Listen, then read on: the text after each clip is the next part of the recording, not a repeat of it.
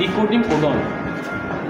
Decoding codon, তাহলে তোকে প্রথমে এটা বুঝতে হবে যে কোডন জিনিসটা কি আর কোডন এলো কেন, ঠিক আছে? তার আগে তোকে আরও কিছু জানতে হবে কীভাবে ডিএনএ থেকে ডিএনএ তৈরি হয়, ঠিক আছে? কীভাবে আরএনএ তৈরি হয়, কীভাবে প্রোটিন তৈরি হয়, ঠিক আছে? বলতে পারবি কী করে প্রোটিন তৈরি হয়?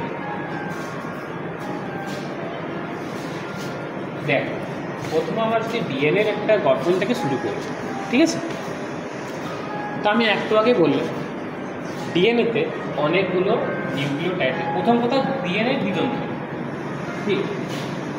দ্বিতীয় কথা হচ্ছে এক একটা তন্তু একটা তন্তু তৈরি হয় অনেকগুলো নিউক্লিওটাইড, ঠিক আছে? এবারে এক একটা নিউক্লিওটাইডে 3 রকমের কম্পোনেন্ট থাকে, কী কী? একটা হচ্ছে ডিঅক্সিরাইবোজ সুগার, 5 কার্বন সুগার যেটা। দ্বিতীয়ত হচ্ছে সেখানে থাকে নাইট্রোজেন বেস আর থাকে ফসফরিক অ্যাসিড।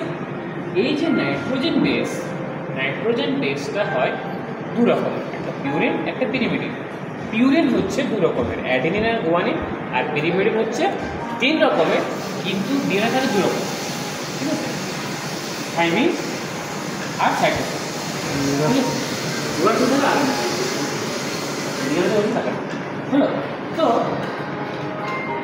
এই যে নাইট্রোজেন বেসগুলো না, এই নাইট্রোজেন বেসগুলো অ্যাডিনিন, সাইটোসিন, থাইমিন, গুয়ানিন এরকম পরপর ডিএনএ তন্তুর উপরে সজ্জিত থাকে, পরপর ডিএনএ তন্তুর উপরে সজ্জিত থাকে, ঠিক আছে?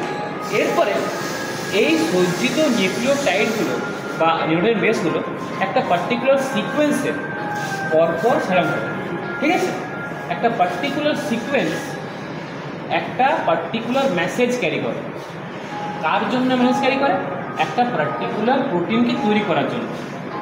একটা যে আমি প্রোটিন তৈরি করব তার স্ট্রাকচার কেমন হবে, সেটা কীরকম কী কাজ করবে, সেটা ডিপেন্ড কেমন কার উপর করে না ডিএনএতে নিউক্লিওটাইডগুলো কেমনভাবে সাজানো আছে তার উপরে, ঠিক।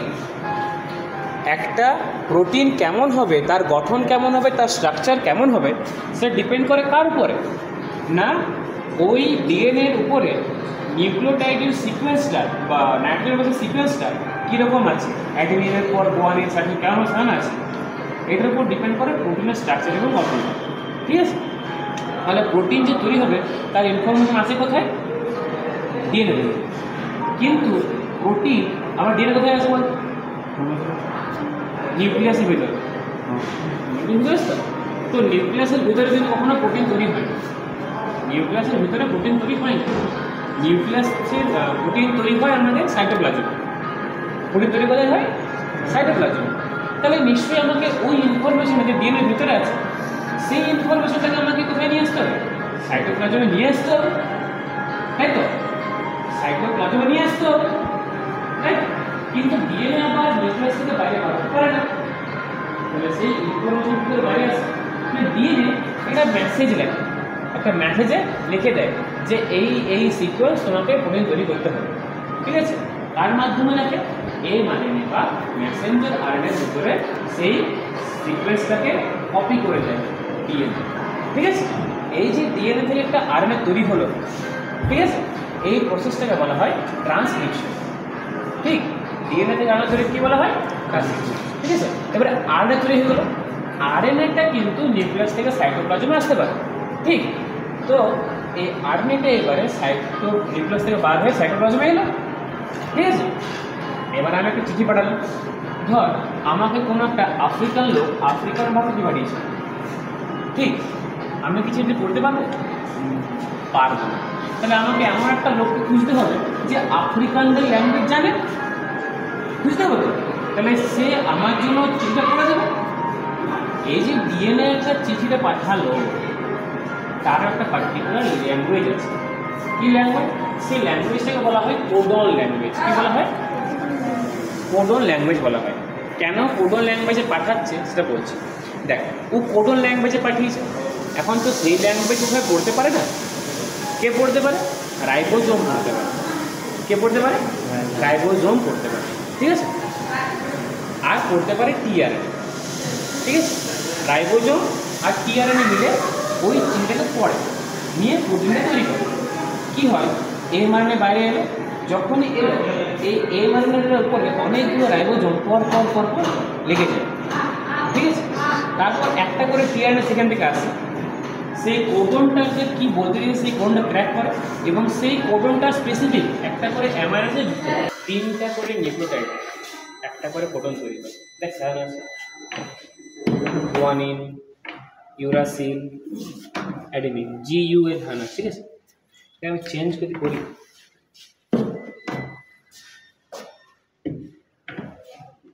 AUG, ঠিক আছে। এই কোডনটা দিয়ে স্টার্ট হয় আমার প্রোটিন তৈরি হয়। এই কোডনটাকে যে টিআরএনএ ডিকোড করে বা যে অ্যামাইনো অ্যাসিডটা নিয়ে আসে এটা হচ্ছে মিথিওনিন। প্রথম অ্যামাইনো অ্যাসিড যার প্রোটিনের বাইন্ড হয় সেটা হচ্ছে মিথিওনিন, ঠিক আছে। তো এরকম তিনটা করে নিউক্লিওটাইড দিয়ে একটা করে কোডন তৈরি করে, সেই কোডনটা কোথায় থাকে, আরএনএ থাকে। কি আরএনএ? mRNA থাকে। এটাকে ডিকোড করে কে? টিআরএনএ, ঠিক আছে। আমি আগেই বলেছিলাম যে অ্যাডিনিনের সাথে বাইন্ড করবে কে? থাইমিন। ইউরাসিলটা থাকে না ডিএনএতে, ঠিক আছে। ডিএনএতে ইউরাসিলের বদলে কে থাকে? থাইমিন থাকে। থাইমিন থেকে ডিএনএতে, ইউরাসিল থেকে আরএনএতে। যেহেতু মেসেজটা কার মাধ্যমে এসছে, মেসেজটা কার মাধ্যমে এসছে? আরএনএতে সেম আরএনএতে এসছে না, তো এখানে ইউরাসিল বা ইউ দেওয়া আছে। এবারে কি হয়, যখন টিআরএনএ একটা করে নিউক্লিওটাইডকে নিয়ে আসছে, তাহলে তার মধ্যেও একটা অ্যান্টিকোডন আছে। অ্যান্টিকোডনটা এমন হতে হবে যেন এর সাথে বাইন্ড করে, ঠিক আছে। তাহলে এর অ্যান্টিকোডনটা কী হবে? অ্যাড্রিনাস থেকে বাইন্ড করবে, অ্যাড্রিনাস থেকে বাইন্ড করবে। টিআরএনএ আছে তো, তাহলে তার মধ্যে থাইমিন নেই, তাহলে ইউরাসিল ইউ ইউ ইউএসএ